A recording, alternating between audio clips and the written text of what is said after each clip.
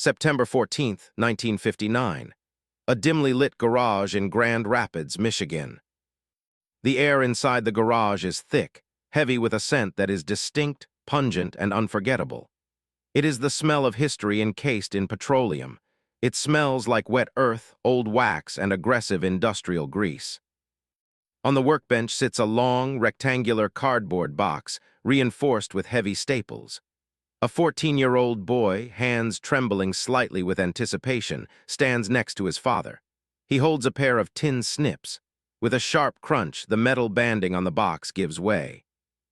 Inside, wrapped in brown oil paper that has become translucent with age, lies a sleeping giant. They peel back the paper. The rifle is coated in a thick amber-colored sludge known as cosmoline.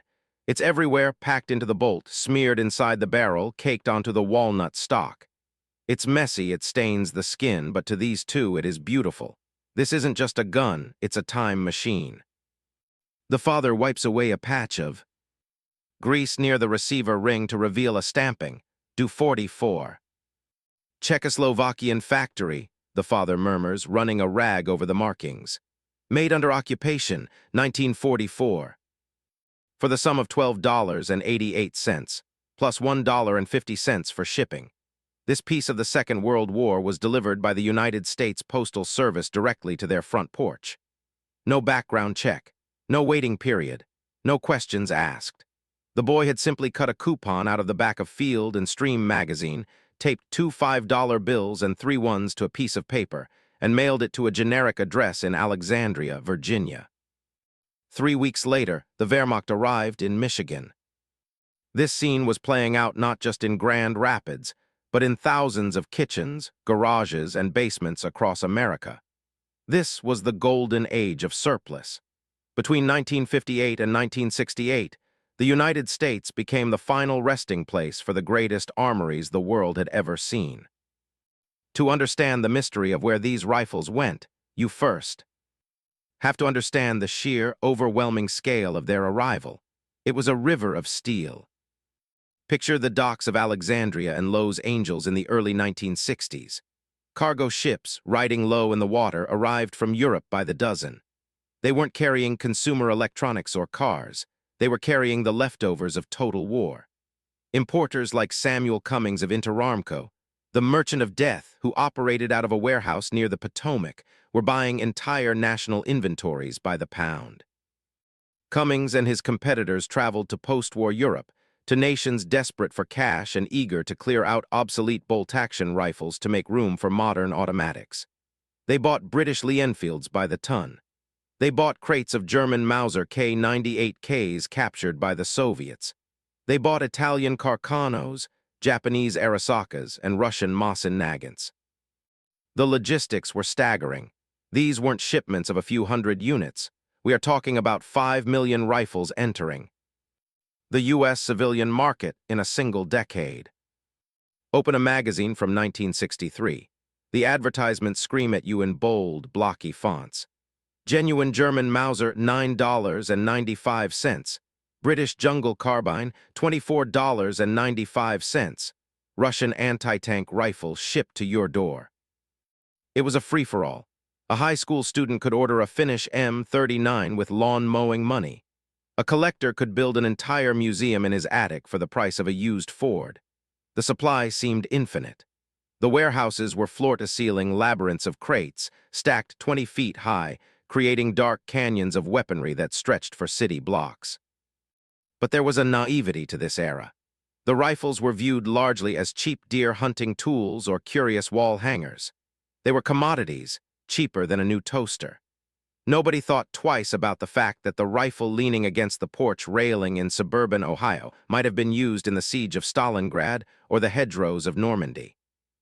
And certainly, nobody suspected that this pipeline, this massive open vein of history, was about to be severed. The river of steel was flowing at full force, but upstream, the dam was about to break. The era of the $10 Mauser was racing toward a single, violent date that would change everything. March 13, 1963. The mailroom of Klein's Sporting Goods, Chicago, Illinois. It is just another Wednesday morning in the chaotic heart of the mail-order giant. The room hums with the sound of ripping envelopes, the clatter of typewriters, and the thud of rubber stamps. Klein's is one of the biggest movers of surplus hardware in the country, processing thousands of orders a week. A clerk picks up a standard airmail envelope sent from Dallas, Texas. Inside, she finds a coupon clipped from the February issue of American Rifleman. Glued to the order form is a U.S. postal money order for $21.45.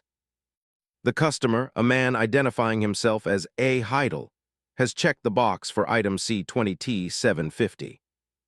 The clerk doesn't know, she can't know that she is holding the catalyst for the end of an era.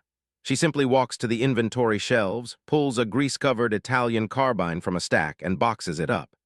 It is a 6.5 Carcano Model 9138, serial number C2766. It is short, ugly, and cheap.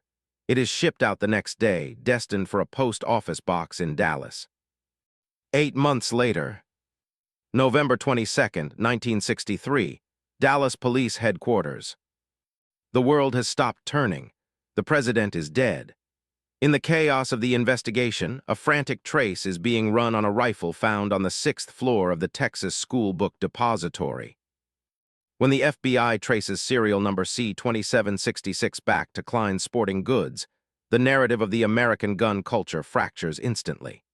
The innocent hobby of collecting history is suddenly reframed as a loophole for madness. The fact that Lee Harvey Oswald, using an alias, could purchase the weapon used to kill John F. Kennedy through the mail without ever seeing a human face becomes the central outrage of the national grief. The backlash is nuclear. Before 1963, Senator Thomas Dodd had been fighting a lonely, losing battle to restrict mail-order guns. After Dallas, he had the ammunition he needed. The hearings began. The surplus importers, the men who had flooded America with 5 million rifles, were dragged into the spotlight. "These are instruments of war," the editorials screamed.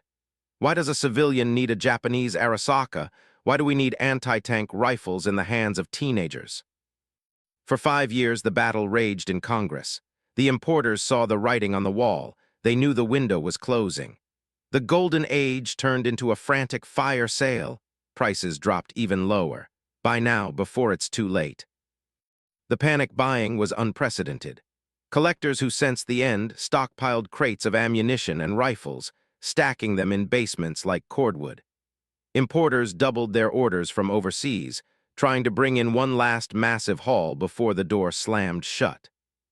Ships raced across the Atlantic, their holds groaning with Mausers and Enfields, engines running hot to beat the legislative clock. Then the final domino fell, following the assassinations of Martin Luther King Jr.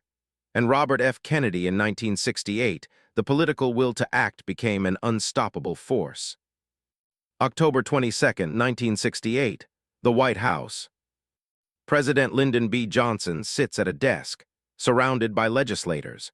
With the stroke of a pen, he signs the Gun Control Act of 1968 into law. The ink dries and the world changes.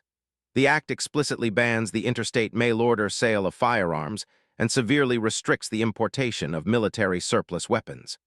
The sporting purposes clause is born, a vague legal definition that would doom millions of military rifles. A Mauser K98K, designed for trench warfare, does not fit the government's definition of a sporting firearm. In an instant, the pipeline is severed. The order goes out to the ports, stop. The order goes out to the customs agents, seize. The order goes out to the importers, cease. The 5 million rifles already in the country were safe, grandfathered in. But what about the millions sitting in transit? What about the warehouses in Virginia and California that were stuffed to the rafters with inventory that was now legally difficult, if not impossible, to sell? The importers looked at their mountains of steel and realized they had a massive problem. They were sitting on an arsenal that had turned into a liability overnight. The Cosmoline Christmas was over. The Great Destruction was about to begin. November 5, 1968. The Potomac River waterfront, Alexandria, Virginia. A cold, gray rain lashes against the hull of a freighter idling in the channel. The ship sits low, its waterline submerged under tons of weight. Below decks, in the dark, damp holds, are crate after crate of Spanish FR-8 carbines and Swedish Mausers. On the dock, a man in a trench coat argues with a customs official. He waves a manifest, shouting to be heard over the drone of the rain and the diesel engines. But the official simply shakes his head and points to a clipboard. The stamp on the paperwork is fresh, red, and final. Import DENIED. For the first time in a decade, the gates were locked. This scene was the new reality for Interamco and dozens of other importers. The Gun Control Act hadn't just turned off the tap, it had capped the well. The new sporting purposes clause was a bureaucratic sledgehammer. Bureau of Alcohol, Tobacco, and Firearms, ATF, agents were now swarming the docks, rulers in hand. They measured barrel lengths. They inspected bayonet lugs. They looked for flash hiders. If a rifle had features deemed military, which, by definition, all military surplus rifles did, it was liable to be rejected. The logistical backlog was instant and catastrophic. Inside the massive warehouses of Alexandria, the mood shifted from boomtown energy to funeral wake. Workers who had spent years frantically unpacking crates were now told to stop. The conveyor belts fell silent. Sam Cummings, the mastermind behind Interamco, looked out over his empire of rust and grease. He had millions of dollars tied up in inventory that was suddenly toxic.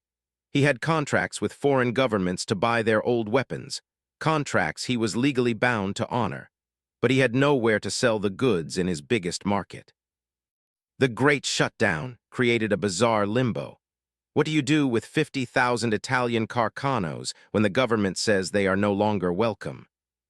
Some ships were literally turned around in the middle of the ocean. Captains received radio orders to divert to free ports in Europe or South America. The SS American Miller, rumored to be carrying a massive haul of British arms, became a ghost ship of sorts, its cargo needing a new home before it even docked. For the smaller importers, this was the death knell. They didn't have international storage depots, they had leased warehouses in New Jersey and California, and the rent was due. Panic set in. "Get rid of it," became the whisper on the loading docks. "Just get rid of it." It wasn't just about the imports coming in. It was about the inventory already here that suddenly felt like a hot potato. While rifles already in the country were legal to own, the chilling effect on the market was absolute. Department stores like Sears and Montgomery Ward, once the biggest retailers of these guns, canceled orders en masse. They didn't want the bad press. They didn't want to be the next headline associated with a political assassination. So the retailers sent the rifles back. Truckloads of unsold Mausers and Enfields began arriving back at the importers' warehouses, reversing the flow of the previous 10 years. The warehouses, already bursting at the seams, were now choking. Aisles disappeared. Emergency exits were blocked by stacks of Mosin-Nagants. The importers were drowning in steel. They had to clear floor space, and they had to do it fast.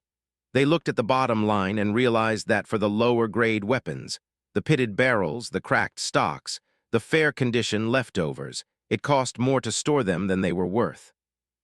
There was no collector market to save them, no internet to sell them on, no buyers. And so the order came down from the front offices. It was a purely economic decision, cold and calculated, but to a historian, it was a tragedy of biblical proportions. The foreman walked onto the warehouse floors, pointed to the stacks of Grade B history, and gave the signal. "Bring in the torches." February 12, 1969. An industrial salvage yard outside Newark, New Jersey. The sound is deafening. It is a high-pitched scream of metal tearing into metal, punctuated by the rhythmic thud crunch of a hydraulic shear. A crane operator pulls a lever. The claw descends into a mountain of wooden crates, lifting a tangled mass of steel and walnut.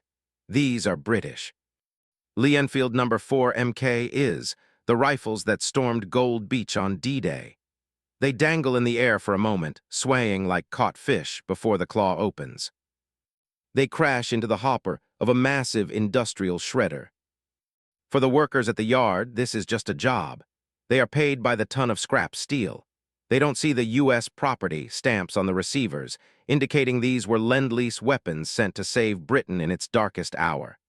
They don't see the regiment markings carved into the stocks by soldiers who shivered in the foxholes of Belgium. They only see raw material for the smelter. This was the Great Melt. To comply with ATF regulations and clear their books, importers had to ensure these weapons were permanently inoperable. The government demanded destruction. In the courtyards of the great import houses, men in welding masks went to work. The blue flame of oxyacetylene torches hissed as it bit into the receiver rings of German Mausers. Sizzle. Pop.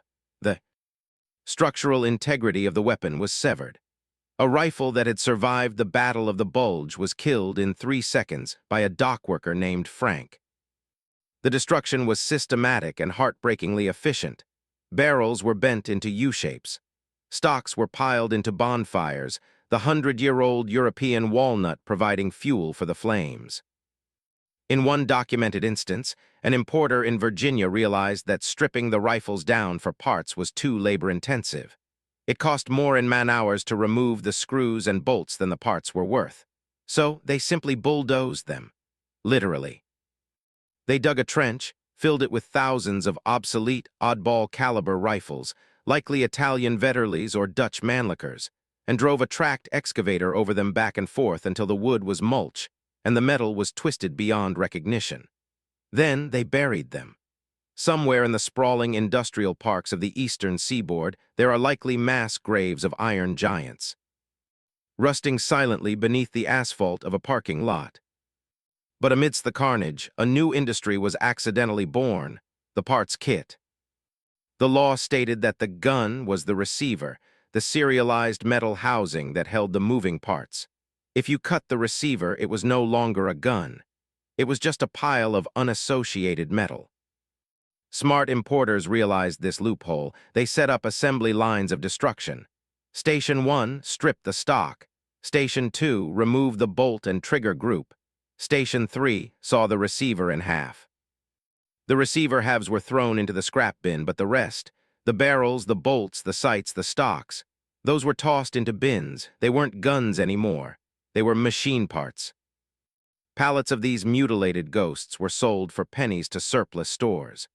You could walk into a hardware store in the 1970s and buy a barrel full of Mauser bayonets for $5. You could buy a demilitarized machine gun that had been torch-cut into 3 pieces, serving as nothing more than a morbid paperweight. Millions of rifles met their end this way. The surge of supply that had defined the previous decade was violently corrected. The surplus market contracted, bruised, and battered. However, not every rifle went to the torch. The importers were businessmen, not vandals. They knew that while the American market was closed, the world was still a dangerous place. If they couldn't sell these weapons to American teenagers, they would find new customers who weren't so picky about sporting purposes. As the smoke from the burning gun stocks drifted over the Atlantic seaboard, a different set of orders was being cut. The survivors weren't going to the scrapyard. They were going back to war. July 20th, 1979. A humidity-choked jungle clearing, Nicaragua. The air is thick with mosquitoes and the static of a shortwave radio. A truck, mud-caked and sputtering, lurches into the camp of the Sandinista rebels.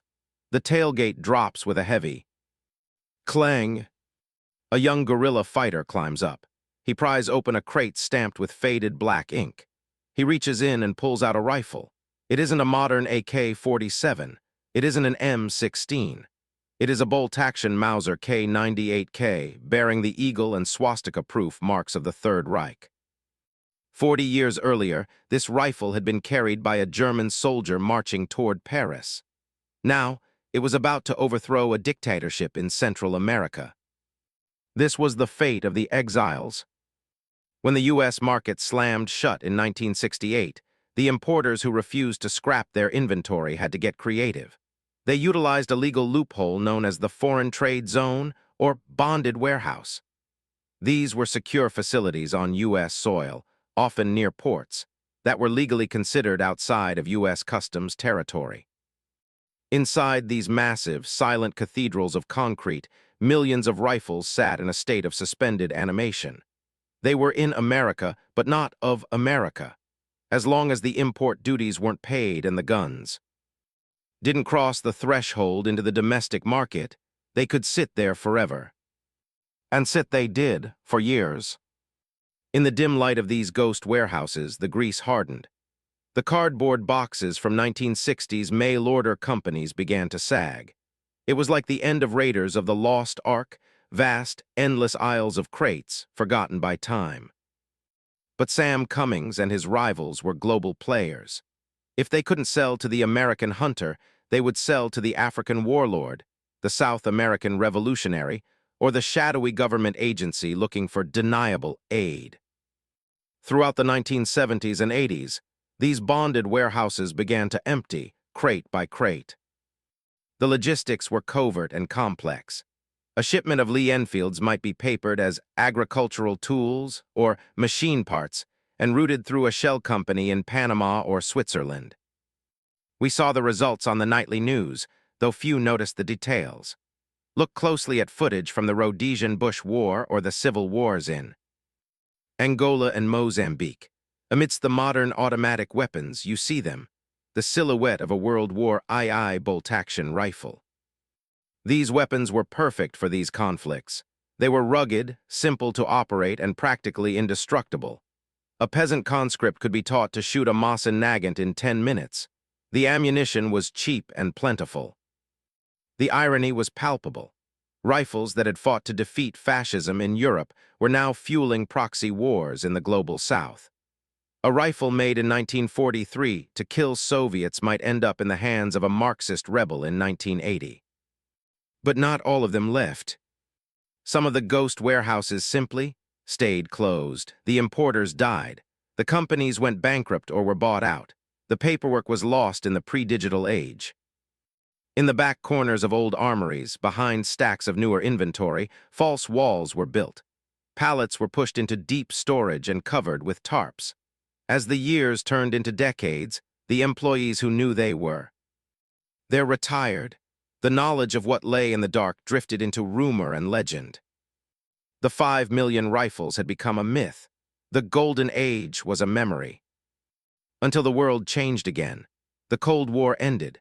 The Iron Curtain fell, and the laws began to shift once more, creating a crack in the door just wide enough for the ghosts to slip back through. August 14, 2018, an estate sale in rural Pennsylvania. The house is a modest ranch built in the 50s. The owner, a quiet man who worked at a steel mill his whole life, has passed away. His children have hired an auction company to clear out the property. The auctioneer walks into the basement. It's a typical scene: old tools, jars of nails, a rusted chest freezer. But then he notices a false panel in the back of the workbench. He pries it open. He shines his flashlight into the void and gasps. Stacked against the concrete wall, wrapped in blankets and old newspapers from the Eisenhower administration, are 30 rifles. There are unissued British Enfields, still in the grease. There are German K98Ks with matching serial numbers. There is a Japanese Arasaka with the Imperial Mum still intact, a rarity that sends shivers down a collector's spine. Pinned to one of the trigger guards is a yellowed tag. Klein Sporting Goods, $14.88. The auctioneer does the mental math. That $15 rifle is now worth $2,500. The collection in this damp basement isn't just old junk, it's a retirement fund. This scene is the final chapter in the saga of the 5 million rifles. We are currently living in the era of the great resurfacing. As the generation that bought these rifles for pennies passes on, their secret armories are coming to light. We are finding that those massive destruction operations in 1968 didn't get everything, not even close. Thousands of rifles sat in the bonded warehouses of importers like Interarms for decades, legally stuck in limbo until the companies were liquidated in the 1990s and early 2000s. When those final doors were unlocked, it was like opening King Tut's tomb. Collectors tell stories of the pallet, The legendary find where a forklift driver in a Virginia depot moved a stack of rotting crates to reveal a hidden cache of Spanish Civil War Mosin-Nagants, untouched since they were packed in 1939, imported in 1966, and forgotten until 2005. But the context has changed entirely. In 1960, these were tools. They were chopped up to make deer rifles, sporterized, their historic stocks thrown in the trash, their barrels drilled for scope mounts. Today, such an act is considered heresy.